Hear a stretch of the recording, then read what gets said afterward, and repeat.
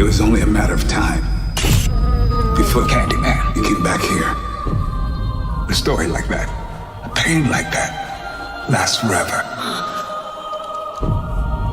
This neighborhood got stained over and over. Say his name 5 times in a mirror. See what happens.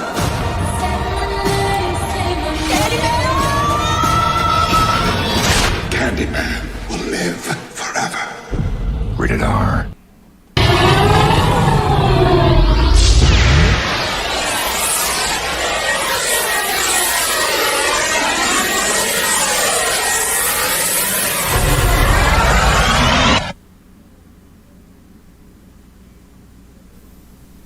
You're listening to Moviesucktastic.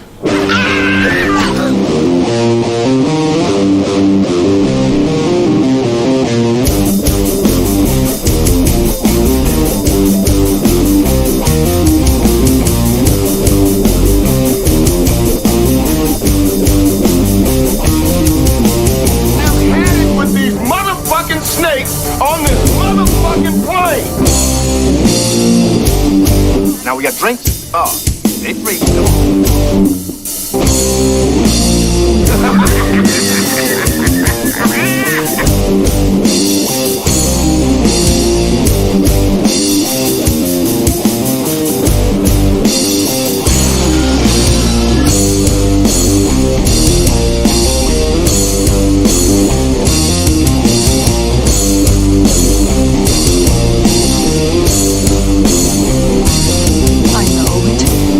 It all sounds like some bad movie.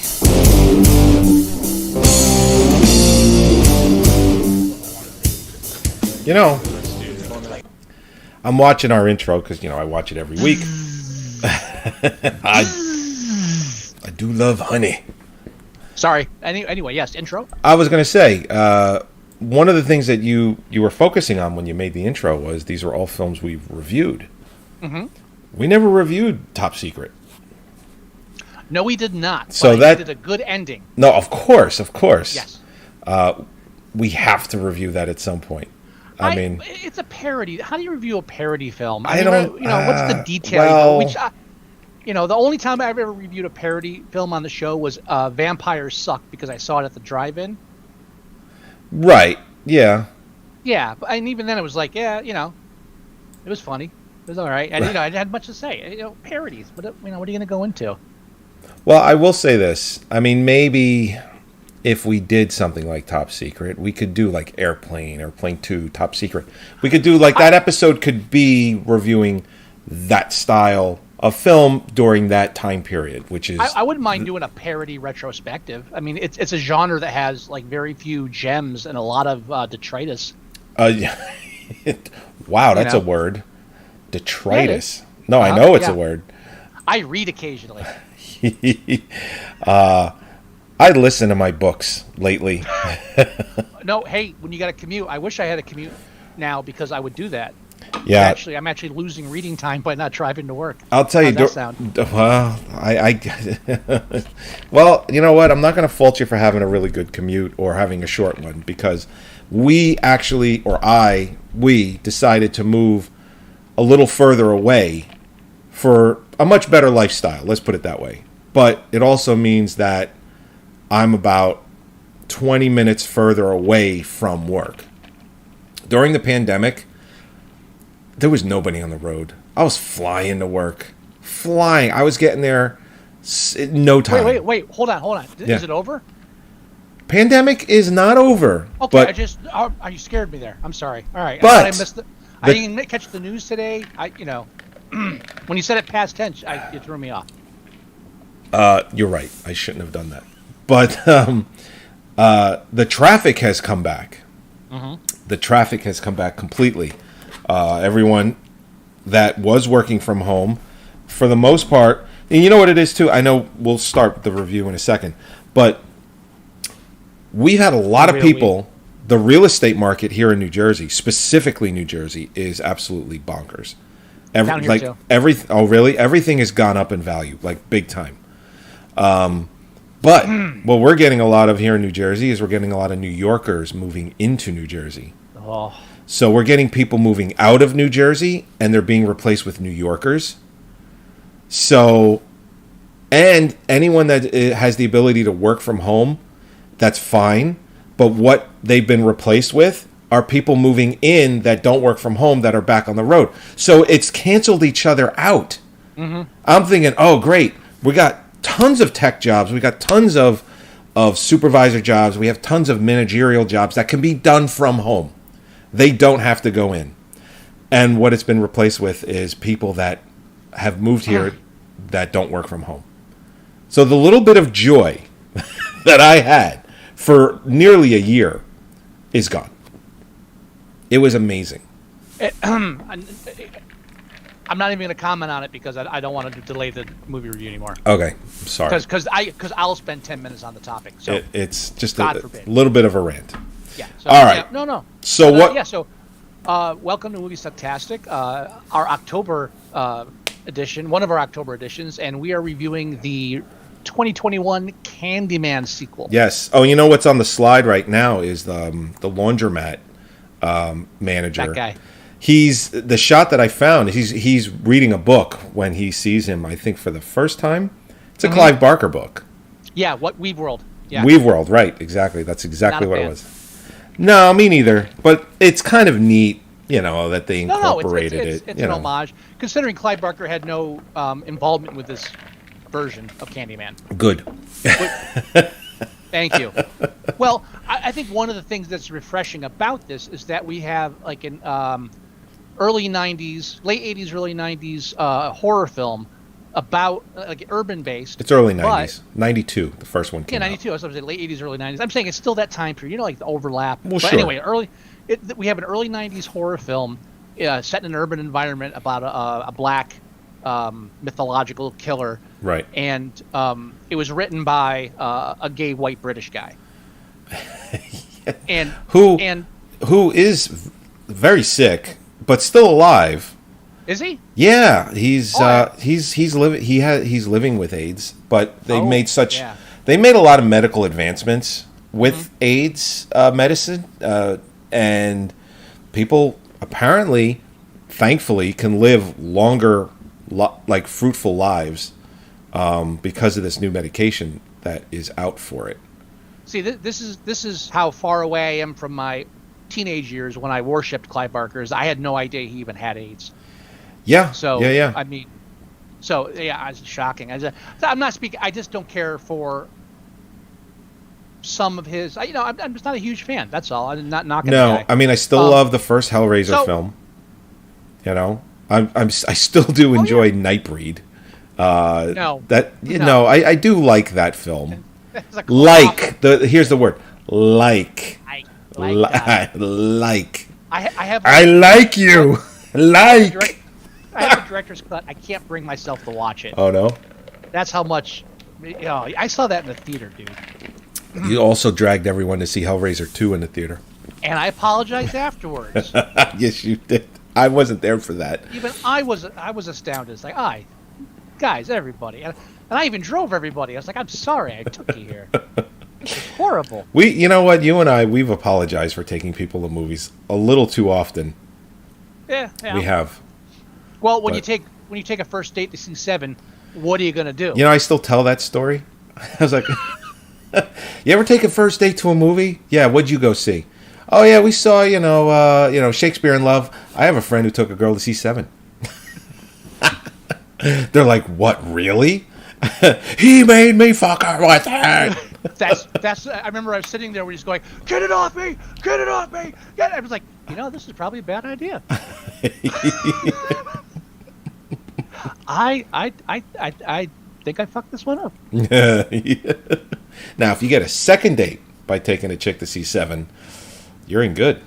Well, in hindsight, I was the one that should have been running after the first date, but that's neither here nor there. Got it. Yeah. Anyway, Candyman. Candyman. So, but anyway, what I was saying was that so you had this story, origin story, or the original source was written by someone that's kind of removed from this urban element to begin with. Right. So it's nice to see that taken up. And I didn't really read into it because I like to go into these films blind now. I just assumed it was a remake. No, it's actually beforehand. Well, no, I'm saying before I watched it. I was like, and then someone said, no, it's a sequel. So really? So I'll have to see. And when it first started, I was kind of disappointed in basically, long story short, he completely worked the original film in and improved upon it. Yeah. And yeah, it's a sequel to the first movie. It's a direct sequel to the first film in 1992. Right, which again, so again, now in the modern day, we have this version of it. It's finally come to a point where it's Jordan Peele, black writer, director, producer, whatever, produced and wrote it, and you have a black female director who's now the first black female director to have a film in the #1 box office.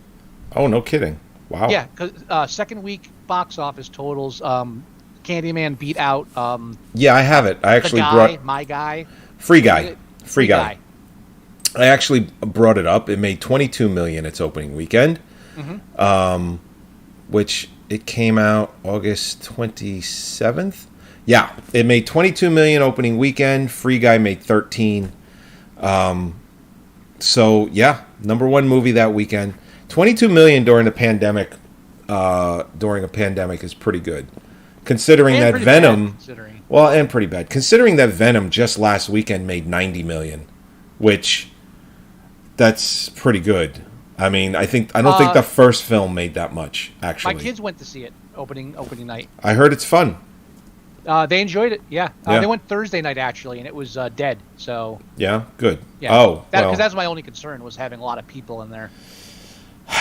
Yeah, I was asked yesterday if I wanted to go to the movies, and I'm like, no. Fuck no. No.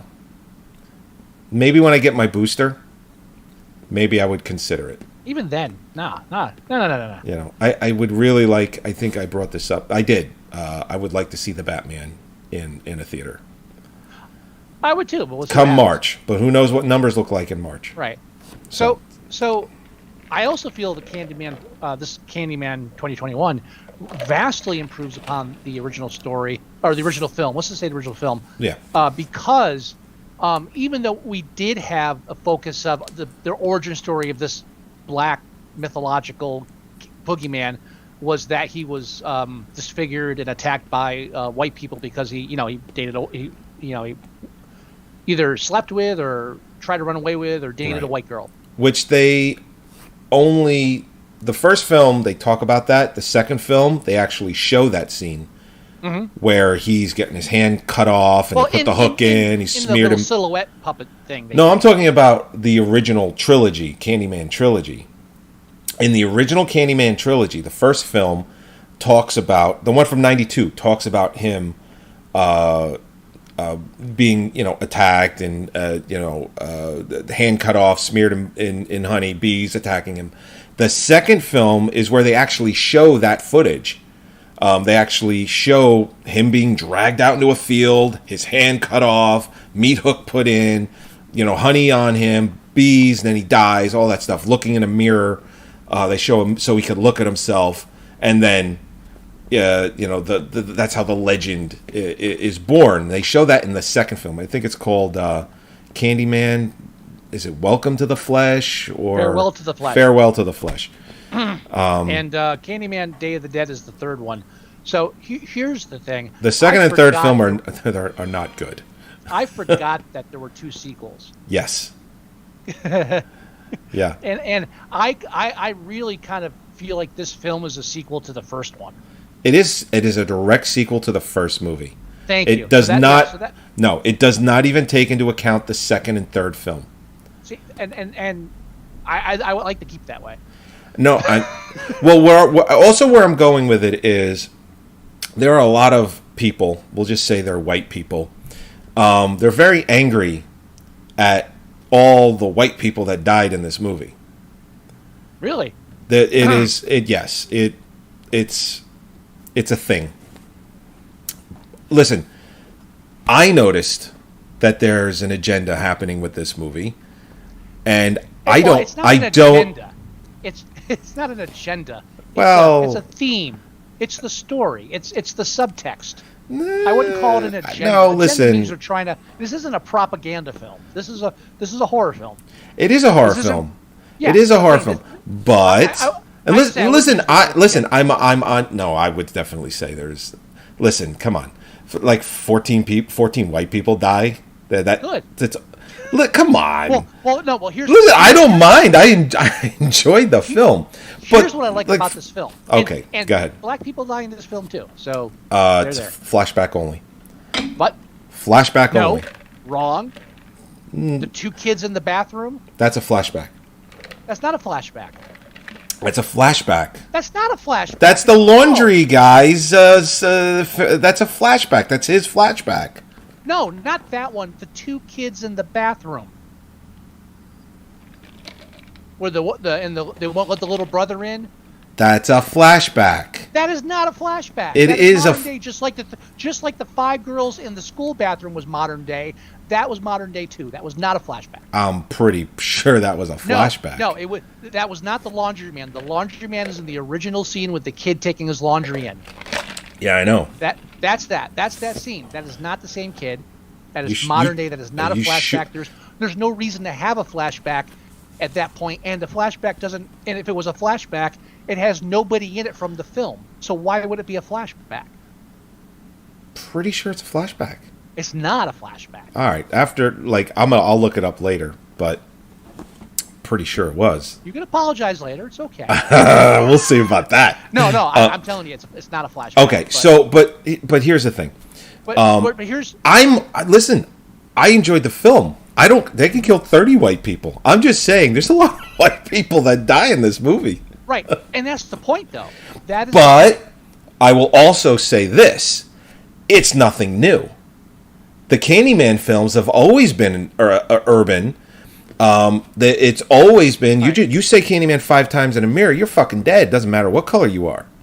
Right, but here's my point: is that that's why again Peele expounds upon everything from the originals, and the original dealt with this whole idea of an urban legend based on this pent up violence, rationalization for this pent up violence in the urban ghettos. Right. Right. So with this one, Peele takes it a bit further and says, why you blame it all on the urban ghettos? Who created the ghettos? It was the white people. And that's why you have the Candyman that's shown at the beginning of the film. Right. He's hiding. Yeah. Right. So as is revealed through the film, this is a man who, it's kind of implied that he's either innocent or at least, it's kind of implied he was innocent because people were killed after he was beaten to death by the cops. Yeah. So really what you have is cops exacting vengeance on these black people, bring it into modern day. Now we're finally acknowledging and seeing on body cams all these minorities being subjugated and just abused by the police. Oh, yeah. Absolutely. And right. So, But well, listen, when I say agenda, I take it as this is a different perspective. That's why I said it's the wrong word, because agenda is kind of it's like I wouldn't call it a dog whistle, but it's a keyword that's often used to apply a nefarious attempt to at brainwashing or other things. The gay agenda. Oh, they want to make everybody gay. I'm just saying it's okay. It's in a political stance. It's the wrong word. That's the only reason I said it. Well, all I'm saying is I think the film does attract attention in that way to get But purposely, the word out that these things do happen, and let's move it into a cinematic way. When you watch the film, it's like, yeah, this shit is happening. Black Lives Matter. All of these things. And yes, it's a call to action. What are the last lines of the film when Candyman looks at the camera, the original Candyman for the first film, and what does he say? Oh, he says, everyone. Tell everyone. Yep. Or everybody. I forget which version of it. I mean, but more importantly, I think people should be. If people are going to complain about this, don't complain about it. White people dying. Stop it. It's a horror movie. Well, what they should be complaining about is the fact that Tony Todd's in the movie for about 12 seconds. Well, because he's old.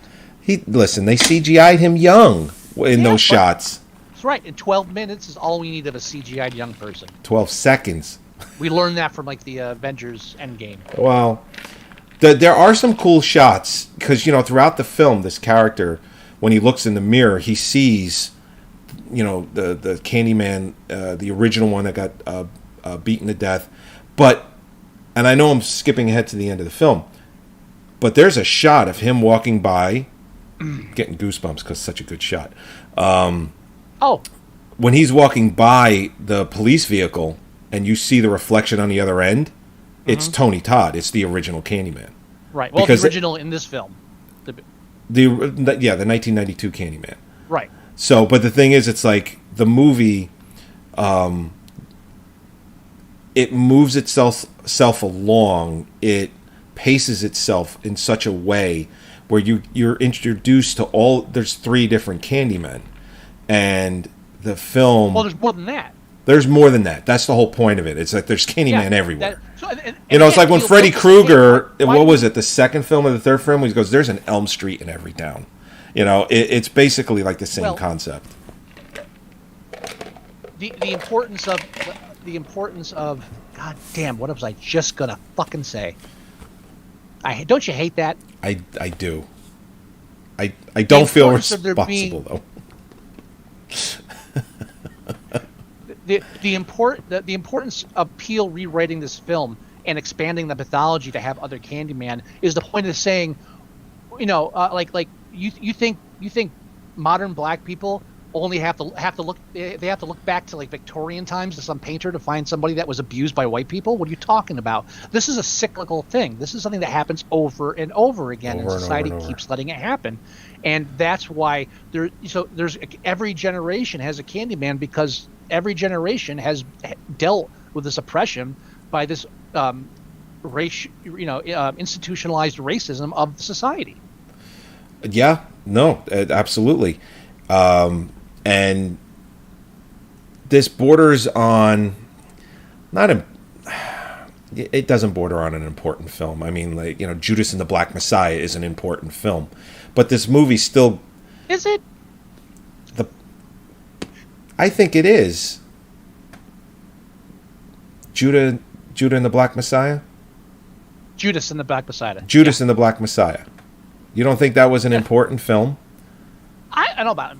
See, when you say an important film, for me it's like important film changes shit. Important film sets a whole new direction. Listen, it's still a movie in the end. What I'm getting at is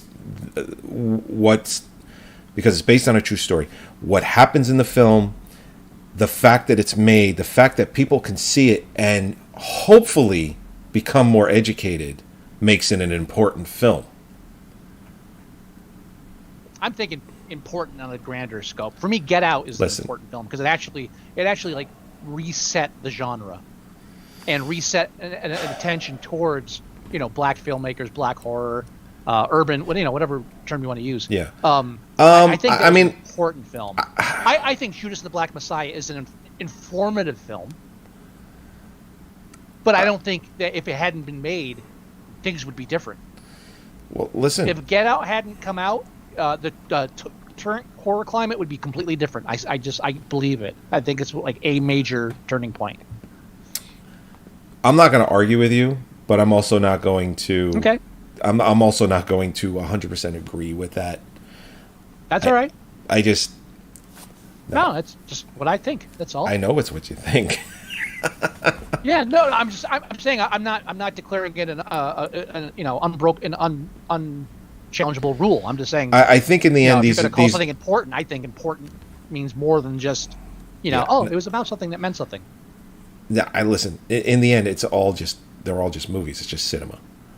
Whether you think. No. Yes. No. Yes. No, there are important films. There are films that have shaped the country, shaped the culture, and shaped cinema. They're few and far between, but there are important films that actually, because art is an important part of our culture. And I think film is an important part of our culture. It is. It can be, right? Yeah. No, the vast majority of it's shit. I'm agreeing with you. Listen. Even the stuff I like. I think our definition of important is a little different. Yeah, I think it should be more important. Now, Now, another thing I loved in this film. Yeah. Speaking of the, Well, I love the cinematography. I'm looking at one shot that I have in. Well, I was going to say, speaking of the first black director to hit #1 at the box office, the direction of this film is beautiful. Cinematography is beautiful. I apologize. Keep going. No, I was going to say in the slide it was the one shot of the art gallery right before those two get murdered. Because of the blues and the reds and the blacks and the way it's panned in the scenes is just gorgeous. If this film should be nominated for best cinematography, but it's not going to because it's a horror film. But hopefully they can look at the film in a broader range and say, hey, yes, it's a horror movie, but the cinematography is excellent. If it wasn't as gory as it is, it might have a better chance. Yeah, but from a politics standpoint. I mean, the cinematography, let's say, in the kill scenes is still good too. I mean, like the scene near the end where there's the abandoned projects that they're in right before the police arrive. That whole shot is awesome. Just the way the graffiti on the walls look and the orange. I mean, come on. You think it was by accident that room was like a honey-colored room? Come on. It's like things like that. Smart little things like that. And a lot of mirrors. Well, and so they did that on purpose. They did that on purpose because they did kind of like a Jaws thing where they don't show the Candyman for a long time. Like a lot of these kills, you don't even see Candyman doing them. You see them in mirror reflections, like the girls in the bathroom, the art, his art, not the art dealer, but the reporter that he goes to visit. I think it's Jaws a reporter. Is a bad comparison, but I agree. Well, the whole comparison for Jaws is you don't see the shark for an hour.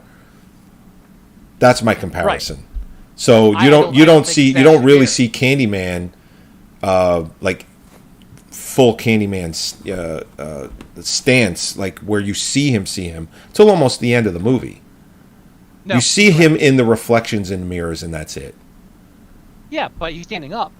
What about the whole sequence at the art critic or whatever the hell she was house? That's apartment. The round building. In mirror only, and only when he's looking in the mirror. Well, in the mirror, but he's full length. You can see him. I mean, you can see him. It's not like if you see a shark in a mirror, it's not like it doesn't count. It's split second. Second. No, that scene is not a split second. You see him. You see him. Well, no. You're right. That scene is not a split second, but that's your real first on it because that's when you have him doing the Harpo thing with the mirror. Right. But aside from that scene, it's flashes. It's mirror flashes. That's it. I agree. Well, with listen. The progression. That's how long into the movie? I think it's sooner than Jaws. Well, I think Jaws is. What? I think Jaws is almost at the 1 hour mark. I think that scene is 40 minutes.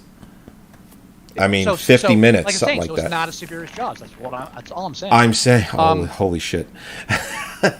All I'm comparing it to is that they make you wait to see the shark. You get what I'm saying? That's all I'm saying. So I do like the idea that Peele turned it into a mirror situation where you can only see him in the mirrors. Why are you? Hold on. Takes that whole. Hold on. What? Why did you just jump right past that? I have nothing else to add to it. You were done hearing what I had to say? I'm done saying anything about it. That's all. I have nothing else to add. Well, listen. I compared it to Jaws. I gave you the last word. I know you did. But I was. To move us on. Well, you fought me on the shark. I did, but then I gave you the final word and I moved on. Because I love you. I feel like I'm talking to Mare. This is how those conversations go. But my point is, go ahead.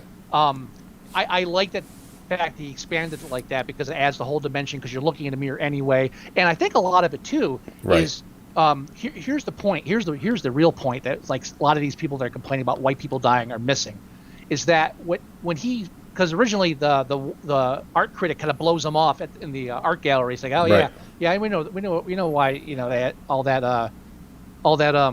get all the tenement buildings and stuff. That was just so you artists could have cheap rent because you wanted to dick around and not work. It's like blaming this whole situation on them. Yeah, it was a whole fucking dick move. So later when he's like, you should try looking at it from our the whole point is like telling him, look at it from our point of view.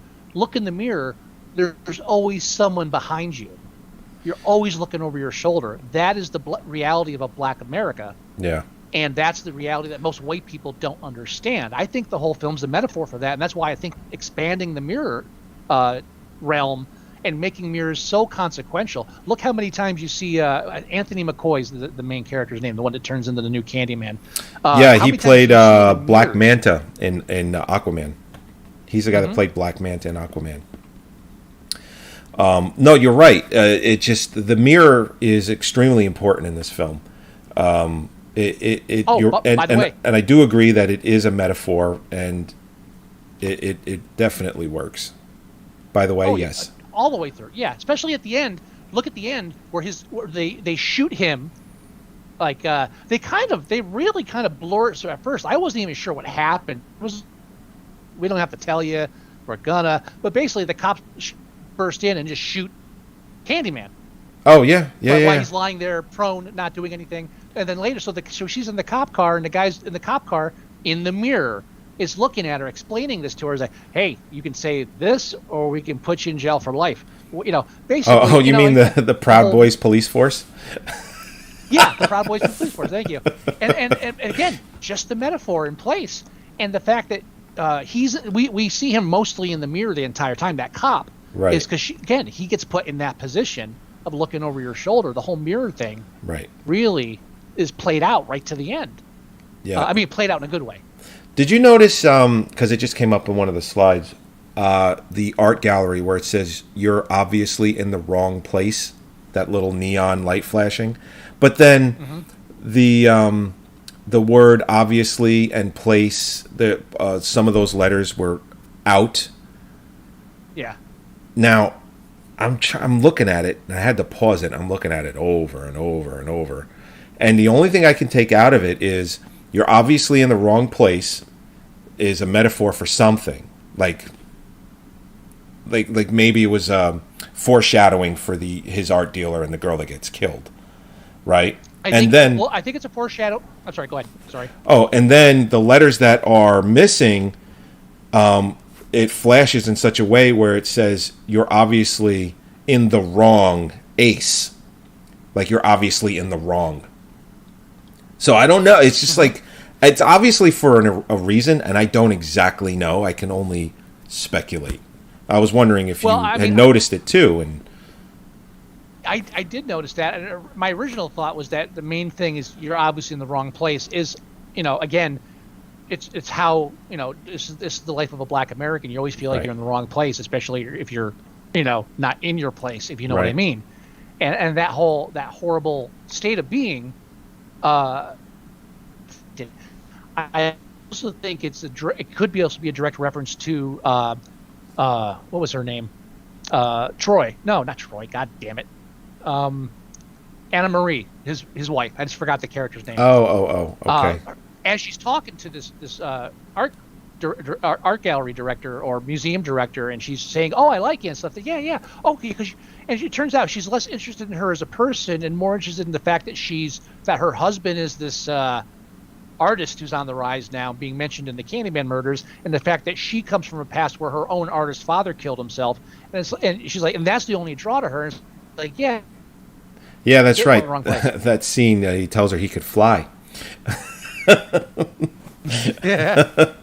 And I can see your confusion with flashbacks, because there are some flashbacks like that aren't really explained outright, and you have to actually go through it. So I can see there being confusion about that. But I am right. I don't think so. It's funny. Chris Rock, comedian Chris Rock, he just came out and said as opposed to the opera singer Chris Rock. Chris Operatic. He's vaccinated, but he ended up with COVID anyway, and that's the cat. He said that having COVID is almost as hard as being a black man. That's what he said. Almost. Almost. Yeah. So I mean, with this film, I'm not surprised that there are white people out there complaining about white people being killed in the film. Oh no! And those are the white people that are, and they're the ones that are the problem. Well, yeah, the thing is, after I watched the film, I turned to Mare and I was like, it was good. What do you think? And it was very, very good. I go, but did you notice all the white people that died? She goes, oh yeah, there was a lot of white people that died. And I was like, oh my, yes. And I was like, I'm gonna look it up because I know, because I shouldn't say this, it's like when you see a car accident and people rubberneck, they slowly rubberneck so they can see the accident. It just, you're like, oh, let's see what's going on Twitter right now. Yeah, I kind of have to admit, I'm like, that kind of thing. I was like, I'm gonna look at all these morons and see what they're saying. Mm-hmm. It's like I have to see what's doing. But so yeah, you know what's interesting too? There was a few people that were complaining about just on the horror franchise standpoint, just liking the Candyman films, that they took too many liberties with how people are killed, because they said that there's always people that are diehards. It's like, listen, you say his name in the mirror 5 times, you die. Why does, like the art, for instance, in the art gallery, she says it 5 times, but the guy gets to die too. That's not because how. They were both in the mirror. Because they were both in the same mirror. Come on, I noticed that. Well, yes, but people are complaining that the person that says it should be the one that dies. Well, then they should say it themselves and find out what happens. Oh, wait, is it only a film? Never mind. Yeah, it's only a movie. Yeah, actually, yeah. This film really paid. Again, this is fucking Jordan Peele. He paid attention to fucking detail. By the way, did you notice? I didn't notice myself, but I read it somewhere and I giggled when I saw it. The main character that becomes Candyman, Anthony McCoy. Yeah. Did you notice his name is said in full only 5 times before he turns into Candyman?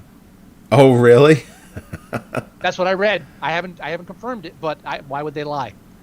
No. And the That's, minute I read it, I was like, that's something Peele would do. Absolutely. No, that's. I won't even say that's something Peele would do.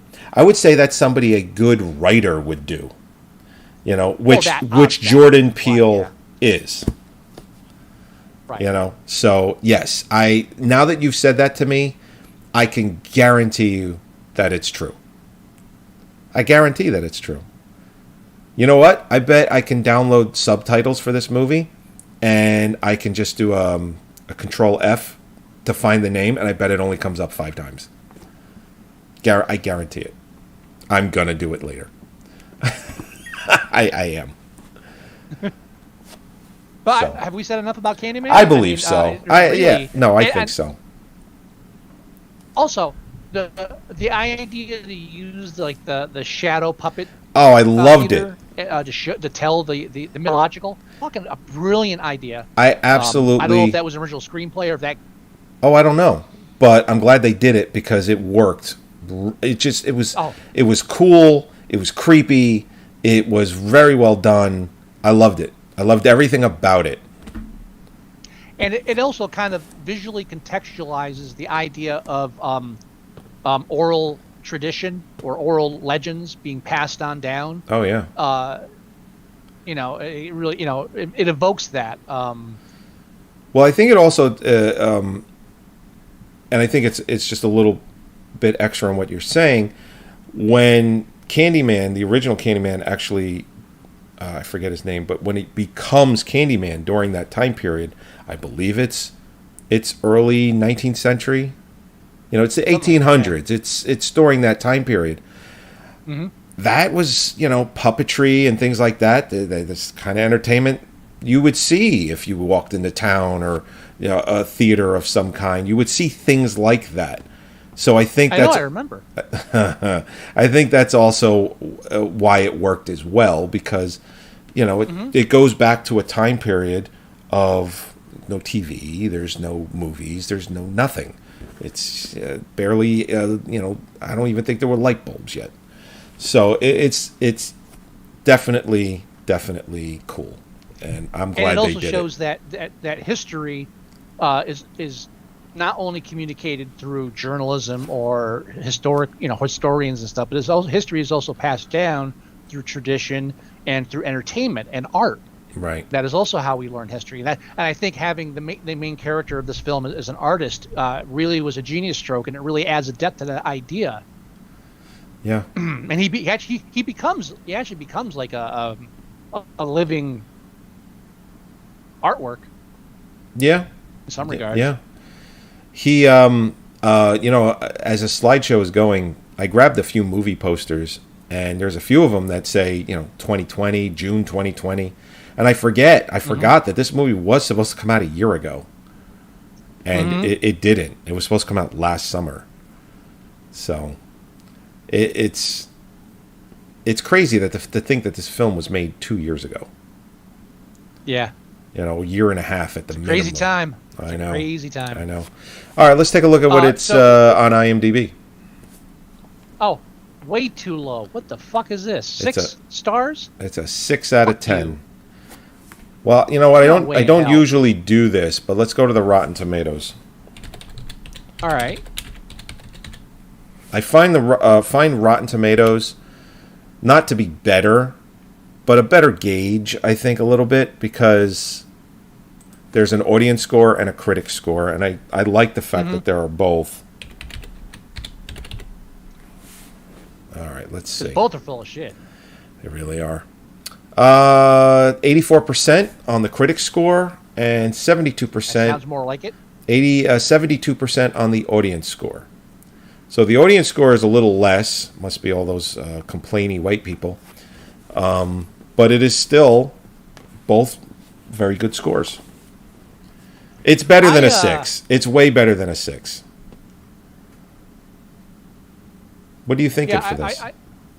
I'm thinking a minimum 8. Minimum 8. Minimum. Film is too well done, too visually stunning, and too smart. A 7 is an insult to this film. A 7 is an insult. I think so. I think so. This is one of I always say it. This is one of those times where I could give it a 7.5. I don't know. I mean, I'm going to agree to an 8. I'm going to agree to an 8. You're looking at English. Your feed is breaking up. I apologize. I said you're lucky I didn't go for a 9. No, 9's not happening. Stop it. You know why I try? You know why I didn't try to go higher than an 8? Because I wouldn't have it. No. The real reason? What's the real reason? Because at the end, when making Candyman, and he takes that hook and he shoves it into the stump. Oh, yeah. I was like, there's no fucking way you're shoving that giant piece of metal right through a stump. There's bones and shit there. And then Holly, my lovely CMA wife, she says, oh, you guys. You broke up, and we all missed it. You can say it again, because no one heard. I'm really not in the fucking mood for this shit tonight. Nobody heard what you said, so you can say it again. Well, where did it drop off? Where did it drop off? You said my lovely CMA wife. That's the last we heard. Now I can't hear you. Oof. You can't hear me now at all? Hello? Did your audio... Oh, boy. All right. That? I can hear you. I can hear you fine. Can you hear me? Yeah. Yeah? Should we just end it? Are you okay? It's fine. It's okay. No, it's still breaking up. That's why. Oh, I see. Can you hear me now? Are we good? No, I can hear you just fine. I don't know if you can hear me, though. I can't. All right, where did it drop off? I'll just finish my thought. You said my lovely CMA wife. Oh, yeah. So I'm complaining. There's no fucking way you're getting that hook through all that bone and shit. What are you? My lovely CMA wife turns to me and says, "No, bones are hollow." It's like, what is he, a fucking bird? Yes, no. You don't get to stand up for horror films now. Well, So- I will say this. Nixon that. I will say this, and I'm not giving the film a 9 because I'm going to be right here. They cut his hand off past the wrist, okay? So if you look at the bone for your arm, I'm holding my arm up, you have a bone here, and you have a bone there, and it is hollow in the middle. If you cut off at the wrist, that shit goes right in. There's nothing getting in the way. And there's 2 bones, and I get it, and yeah, but still, it just seems too easy for me. You know what's easy? Banging that shit in after you cut off at the wrist. She's not wrong. She's not wrong. There's all dead space in between there. Still not getting a 9. That's not fucking happening. 8, I'll go with an 8. No, yeah, that's what I'm saying. Me too. 8 as it is. All right, let's go ahead and end the show. Let's end it. 8 it is. Before shit gets worse, yeah, let's go. If you haven't seen the film Candyman, see it. If you're a white person, get over it. It's just enjoy the fucking movie. All right. There's way weirder shit than Candyman. Scott and I have seen them all. So, anyway. All right, everybody. We'll talk to you next time. Please, as always, visit our website at Moviesucktastic.com. You can listen or download the show there. You can go to iTunes and you can download or listen to the show there as well. You can go to our Facebook, Facebook.com/Moviesucktastic. You can also leave us email. The address is themovieguys@Moviesucktastic.com.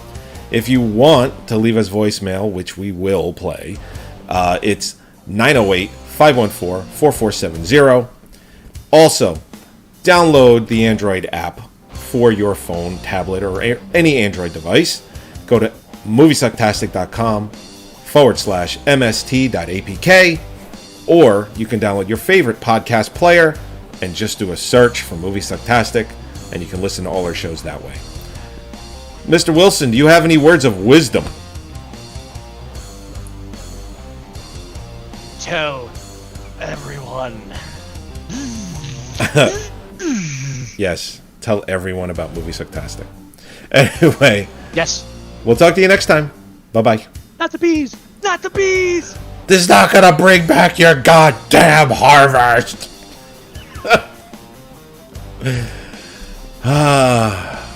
What a terrible movie. Whoa. Wicker Man. Yikes. Alright. Bye-bye.